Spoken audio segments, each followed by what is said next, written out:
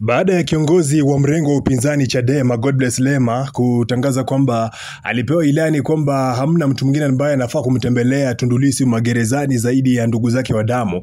Hii tena imekuja kumtokea kiongozi wa upinzani mwingine ambaye pia ni makamu mwenyekiti wa Chama cha Demokrasia na Maendeleo Chadema, ambaye anajulikana kama John Heche, ambaye amesema kuwa amejaribu kutembelea kijana Mika Chavala pamoja na mfanyabiashara Nifa waliopo gerezani Segerea kwa lengo la kuwapa moyo na kuambia kuwa hawako peke yao katika mapambano wanayapitia.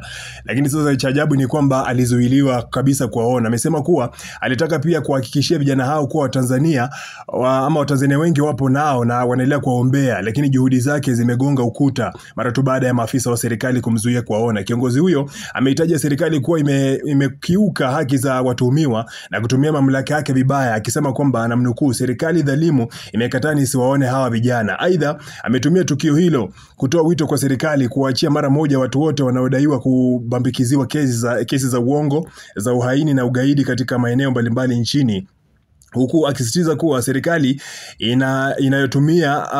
inayotumia tuhuma za kutengenezwa dhidi ya raia wake haistahili kuheshimiwa wala kuendelea kuwa madarakani. Amesema kuwa uongozi wa kweli hujengwa kwa ushawishi na si kwa vitisho, na kuongeza kwamba hakuna kitisho kitakachowarudisha nyuma. Nataka ni nukuu alichokuwa amekiandika kupitia mtandao wake, na mnukuu moja kwa moja. Alisema hivi: jana nimejaribu kuwatembelea kijana Mika Chavala na Nifa gerezani Segerea, kuwatia moyo na kuambia hawako peke yao katika vita hii, pia kuambia Watanzania kwa pamoja nao na kuwaombea, lakini serikali dhalimu ya CCM wamekataa nisiwaone hawa vijana.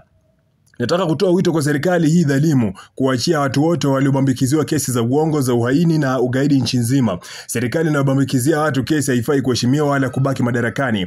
Watu huongozwa kwa ushawishi na sio kuatia hofu. Natoa wito kwa viongozi wetu nchi nzima kuwatembelea vijana wote walioko magereza na hospitali nchi nzima, kuwatia moyo na kuambia chama chetu na Watanzania watahakikisha wanapata haki zao. Hakuna kitisho kitakachorudishwa ama kitakachoturudisha nyuma. Mwisho wa nukuu yalichokuwa amekiandika naibu mwenyekiti wa Chadema John Heche kupitia mtandao wake, akiwa anasisitiza kwamba wataendelea kupambania haki za Watanzania na kusema kwamba hamna kitisho cha aina yoyote ambacho kitarudisha nyuma katika harakati za kuikomboa Tanzania. Sasa nadhani kwamba serikali imeamua kuweka mikakati dhabiti kuweza kuhakikisha kwamba watuhumiwa wa makosa ya uhaini ambao wameshikiliwa na jeshi la polisi wanabaki ndani, wasitangamane wale kuonana na raia ambao wako nje, labda kwa kitishio kwamba wanaweza wakachochewa zaidi ama wanaweza wakafanya vitu ambavyo mwisho wa siku vitakuwa na madhara zaidi. Sasa serikali imeamua kuwadhibiti wale ambao wanakwenda kuwatembelea watuhumiwa, hususan viongozi wa upinzani ambao sasa hivi wanaonekana kwamba